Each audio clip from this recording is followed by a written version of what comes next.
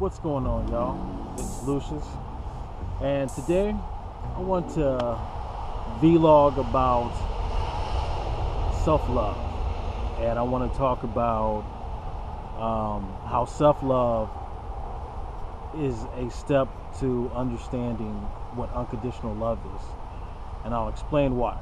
So today we're going to talk about self-love. Self-love is very important. As a matter of fact, really soon, probably first of the year, I plan to do a self-love course, which I'm going to do in Los Angeles, probably at the what's it called, the Love Dome that's in Venice Beach. So I've been looking into that facility.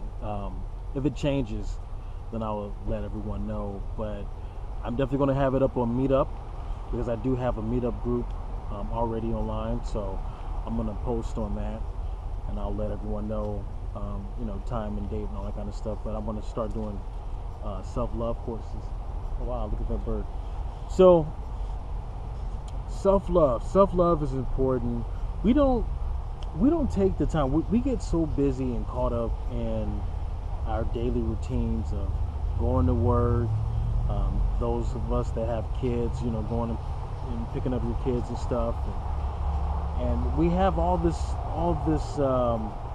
these different things that we kind of put before ourselves, and some of it is okay, but then some of it is like we also have to learn how to take the time to pamper ourselves, take ourselves to a spa, stuff like that. We can never neglect the self, because once you start to neglect the self, then you start to fall into depression. You start to fall into, not feeling maybe not worthy enough. All kinds of emotions and feelings take place when you're not taking care of yourself, because you can't really depend on others to do that for you. That's not a good reason to get into a relationship with anyone, because you're looking for them to be some kind of fulfillment, when truth be told, you yourself, you need to be the ultimate fulfillment for you, for yourself, because that's where a lot of healing takes place with us, is having self-love.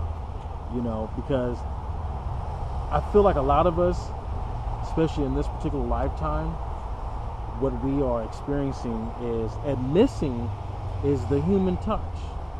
When we're born out the womb, the first thing that we feel is the touch of our parents.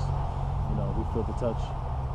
Well, we can say that the doctor's touch, but that's not what I'm saying. Like when you actually feel like love. Because I feel like that's the reason why babies cry, because they feel like once they go to the mother and they feel that mother's love coming from her. I mean, when you're babies, you're sensitive, so you can feel all the energies in the room and stuff like that. So you feel that energy. You already have that emotional, energetic bond with your mother. And there's some humans that haven't experienced that, so we wonder why these people become these heartless kind of individuals, because of the love aspect missing that they didn't get from their parents. And then since we don't have anything that's in place that can teach us and educate us on how important it is to have self-love for yourself, I mean, how would you ever know? I mean, you won't know unless you're a person who's very strong-willed, strong soul, strong-minded, and you have your own personal self-discovery. But most people don't really have that. It's like a lot of people need to be encouraged. And so, me right now, I'm encouraging anyone who's watching this to be encouraged with yourself. Have more trust in you. Really follow your intuition. Really follow your heart. Because the heart and the soul is pretty much connected, basically the same thing. Same with the mind. The mind is not your brain.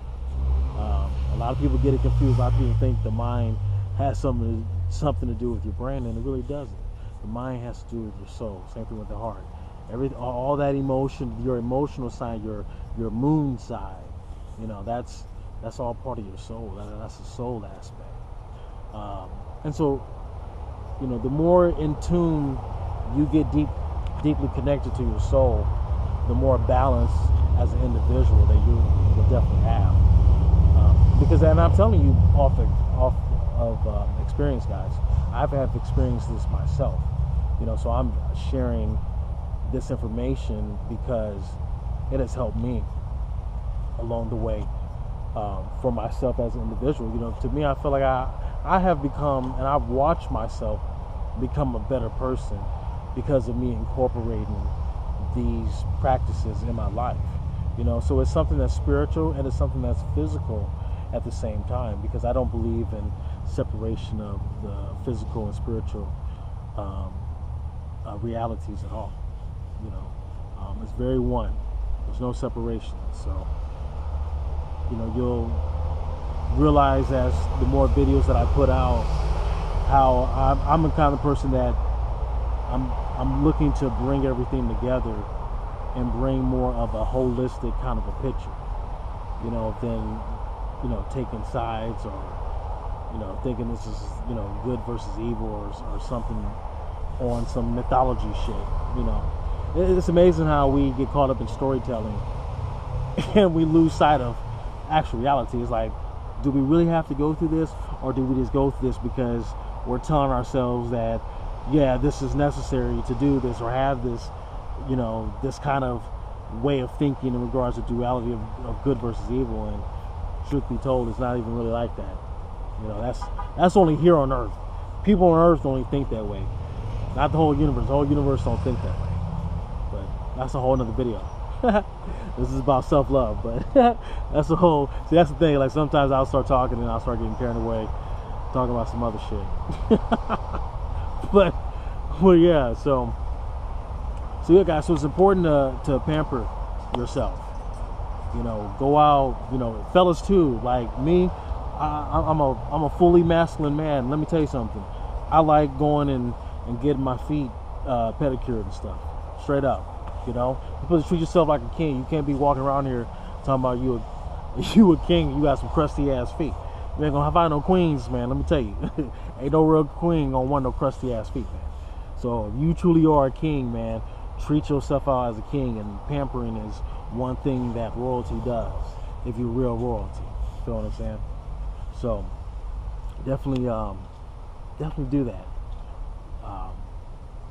Go out and get massages. If you can't get it, once a month, well, let me take that back. Because really, like, twice a month, like, back in the day when I used to make my little bread, I used to get, like, 2 or 3 times a week. But those that, can only afford it once a month, I'm telling you, once a month will do your back wonders. And I even say even going to go see a chiropractor just to go get your back pop. That feels great. Like, there's so many things that makes the body feels great, guys. Popping your back, getting massages, sitting in the hot tub, doing facials. I mean, there's so much stuff that is so good for the body. Putting in plant life, putting in, like stem cell kind of plant life in your body and stuff to help rejuvenate your cells more. Makes you keep looking younger and stuff. There's actually some stuff I want to do when it comes to STEM research and stuff. So I'll have to share that later. Because I want to put a group of scientists together on this stuff. But yeah, I'll talk about that later. But anyway, so yeah, so plant life is really good. So yeah, so when it comes to self-love, it's not so much of self-love just for the soul. It's also self-love for the soul and the body. Okay, we have to understand that our soul is very connected to the body because our soul is also part of our DNA as well. So and these are spiritual sciences that used to be taught. In ancient times. So understand that when we talk about the ancients, we're talking about advanced civilizations. these people were scientists, but they were spiritual scientists, guys. You know, so they really took the time to experience life. You know, and that's what we're here to do, man. We're here to experience life. You know, another part of self-love is really getting in tune with yourself. You know, start to study your natal chart according to Vedic astrology. I'm telling you, that is such a mind opener for people who are kind of new to astrology and stuff, because it's not like horoscope, not that, you know, mainstream shit. You know, it's really, you know, to a T of who you are and how the energies and the universe is playing out in your life. You know, there's things that happened when I was 16 that I literally saw in my natal chart. Blew me away. I was really truly blown away from that. So yeah, I encourage you guys to do that. That's something that I'm planning to do, is putting a group of in-house astrologers for my nonprofit organization, and being able to, you know, do random, you know, free readings for people and stuff like that, so people can experience that. Also, too, I'm also going to be doing things with DNA, and people understanding the difference between mtDNA and Y-DNA, because we all don't have it. So I'll explain that. That'll be an interesting video log for that. So, but anyway, guys, I'm gonna go ahead and wrap it up. But yeah, I just want to kind of touch a little base on self-love, and you know, I'm probably gonna do a part 2 on self-love. Maybe get into some more depth. But hey, if you guys have any questions, definitely drop comments below. If there's something else you want me to explain with self-love, and I will go ahead and make a video on that. So, all right, you guys stay blessed. Thank you.